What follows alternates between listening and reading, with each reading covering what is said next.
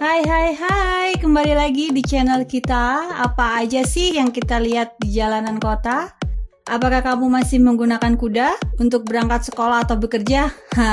Tentu tidak kan? Lalu kendaraan apa yang kamu gunakan? Ya, yang pastinya adalah sepeda motor, bukan? Di Hal Bagus kali ini kita akan membahas sedikit cerita tentang sepeda motor. Tapi sebelum itu jangan lupa like, komen, dan subscribe channel ini karena banyak hal bagus yang belum kita ketahui di luar sana.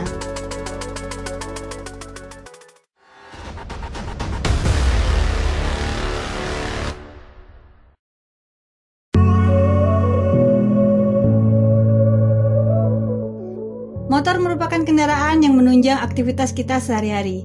Kendaraan ini sering juga disebut sebagai kuda besi karena kehadirannya memang menggantikan hewan sebagai kendaraan konvensional. Kendaraan yang beroda dua ini mampu bergerak menggunakan mesin yang terletak di antara dua roda. Motor akan lebih seimbang dan stabil pada kecepatan tinggi. Seringkali kita lihat banyaknya penggunaan kendaraan ini di jalanan karena keberadaan kendaraan ini memang sangat tenar. Selain harga yang relatif terjangkau, biaya penggunaannya pun juga terbilang irit. Apakah kalian pernah naik kendaraan ini? Pasti pernah kan? Banyak pecinta motor menjadikan hobi ini untuk membuat sebuah perkumpulan dalam sebuah klub motor. Dan bahkan tidak asing kita lihat banyaknya touring di jalanan kota. Perlu kita tahu, sebuah sepeda motor merupakan pengembangan dari sepeda konvensional yang lebih dahulu ditemukan. Pada tahun 1868, ada suatu perusahaan yang memproduksi sepeda dalam skala besar dengan menggunakan mesin uap sebagai tenaga penggerak. Tetapi usaha tersebut masih belum berhasil. Selanjutnya, Edward Butler membuat kendaraan roda 3 dengan berpenggerak motor dengan sistem pembakaran dalam. Sejak penemuan tersebut, semakin banyak dilakukan percobaan untuk membuat sepeda motor. Adalah Gottlieb Daimler dan Wilhelm Maybach dari Jerman. Kedua penemu tersebut bertemu ketika bekerja sama dalam sebuah perusahaan milik Nikolaus Otto dan berhasil membuat mesin 4 langkah atau yang disebut juga mesin 4 tak. Penemuan tersebut akhirnya dipatenkan pada tahun 1877. Walaupun mesin 4 tak masih terlalu sederhana dan kurang efisien, tetapi mesin tersebut mampu menggantikan mesin uap. Pada tahun 1880, Daimler dan Maybach dipecat dari perusahaannya, dan keduanya mendirikan sebuah bengkel di Stuttgart. Pada tahun 1885, keduanya menciptakan karburator untuk mencampur bensin dengan udara yang digunakan sebagai bahan bakar mesin 4 tak ciptaan Otto. Mereka mengembangkan mesin 4 tak dan terciptalah mesin silinder 100 cc dan memasang mesin itu pada sebuah sepeda kayu. Sepeda kayu bermesin itu disebut sebagai Red Wagon atau riding car dan menjadi sepeda motor pertama di dunia.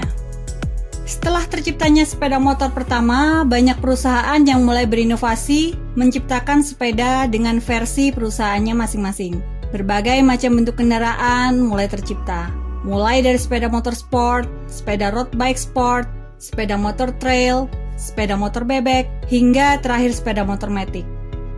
Jenis sepeda motor apa yang menjadi tunggangan sekarang? Kira-kira merek dari perusahaan mana ya? Begitu banyak merek perusahaan hingga menghadirkan banyak sekali pilihan terhadap penggunaan kendaraan ini.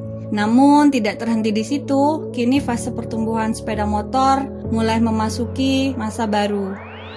Adalah sepeda motor listrik yang menjadi masa depan. Sudah siapkah kita beralih menggunakan kendaraan ini tanpa harus antri membeli bahan bakar di SPBU?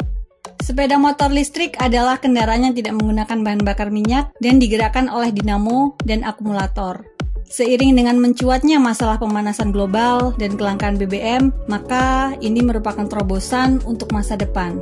Dan kini produsen kendaraan berlomba-lomba menciptakan kendaraan hibrida dan sepeda motor listrik termasuk salah satu di dalamnya.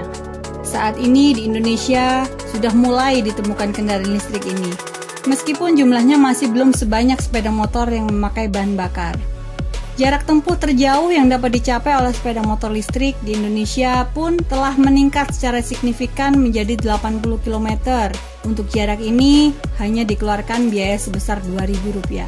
Ekonomis sekali bukan? Cara kerja sepeda motor listrik pada dasarnya sama dengan cara kerja sepeda motor bertenaga bahan bakar. Perbedaan utamanya adalah bahan bakar di motor konvensional diganti dengan baterai atau full cell dalam bentuk listrik.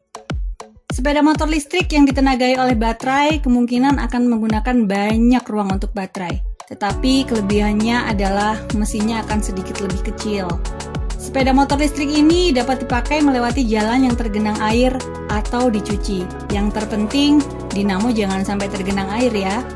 Bagaimana? Sudah tertarik menggunakan motor listrik? Tentunya kamu saat ini masih menggunakan motor berbahan bakar minyak kan? Atau mungkin sudah ada yang menggunakan motor listrik? Jika kamu mempelajari hal baru hari ini, jangan lupa share ke teman-teman ya atau saudaramu untuk berbagi pengetahuan dan subscribe channel ini.